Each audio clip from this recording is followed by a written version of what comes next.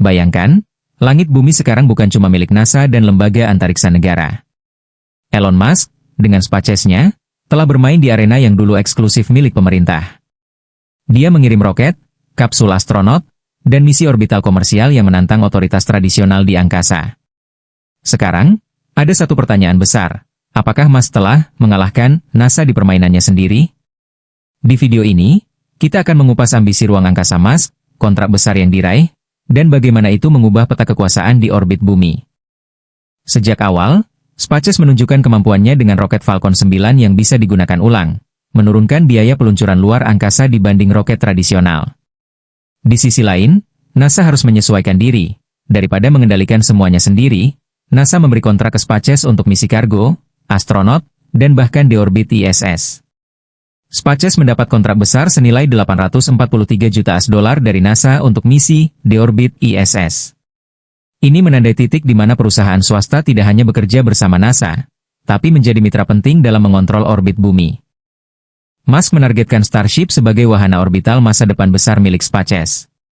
Salah satu tantangan terbesarnya, pengisian bahan bakar di orbit, yang akan memungkinkan perjalanan panjang, bahkan ke Mars. Jika berhasil, ini bukan hanya soal kecepatan ke orbit, ini soal akses terus-menerus ke orbit rendah dan tinggi tanpa harus membawa semua bahan bakar dari bumi. Artinya, Musk ingin mendominasi orbit sebagai platform komersial dan eksplorasi, bukan sekadar mengandalkan roket sesaat. SpaceX sudah beberapa kali memenangkan kontrak NASA besar, bukan hanya untuk mengirim kru ke ISS, tapi juga untuk misi jangka panjang. Misalnya, misi di orbit ISS. Alih-alih NASA menurunkan ISS sendirian, mereka menggandeng SpaceX untuk menarik stasiun kembali dari orbit ketika waktunya usai. Namun, ketergantungan ini menimbulkan risiko. Jika SpaceX gagal atau menaikkan tarif, apakah NASA punya rencana alternatif? Di sisi lain, Musk punya kekuasaan strategis. Dia punya platform orbit yang bisa dipakai untuk banyak misi komersial maupun ilmiah, bukan hanya milik NASA saja. SpaceX tidak cuma meluncurkan misi milik pemerintah, mereka juga melayani klien komersial dan institusi penelitian.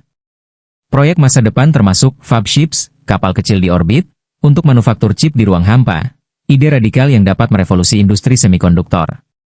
Jika SpaceX berhasil menetapkan dominasi di orbit, Musk bisa menciptakan ekonomi luar angkasa yang jauh lebih besar dari sekadar satelit dan peluncuran roket, dan meninggalkan NASA di posisi klien daripada penguasa.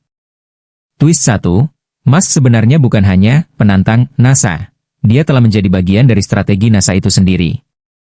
Dengan kontrak di orbit ISS, dia membantu NASA mengakhiri era orbit rendah. Twist 2, keberhasilan SpaceX dapat menggoyahkan model tradisional antariksa.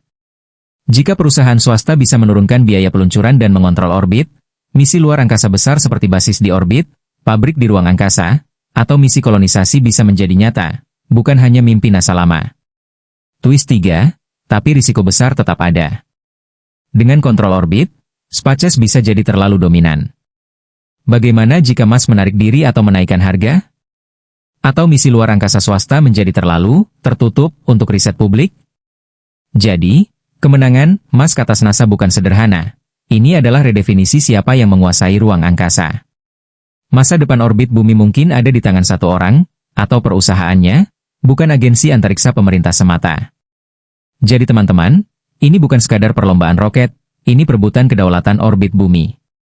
Musk bisa dibilang sudah mengalahkan NASA dalam hal akses dan kontrol orbit, tapi pertaruhan sesungguhnya baru dimulai. Siapa yang akan memanfaatkan orbit itu untuk jangka panjang? Jika kamu tertarik dengan masa depan luar angkasa, jangan abaikan yang sedang terjadi sekarang, karena apa yang Musk lakukan mungkin akan membentuk peradaban antariksa kita generasi berikutnya. Tuliskan pendapat kamu di kolom komentar. Apakah dominasi orbit oleh SpaceX adalah hal baik untuk umat manusia, atau bahaya konsentrasi kekuatan di tangan satu orang? Jangan lupa like, subscribe, dan aktifkan loncengnya agar kamu gak ketinggalan analisis luar angkasa berikutnya.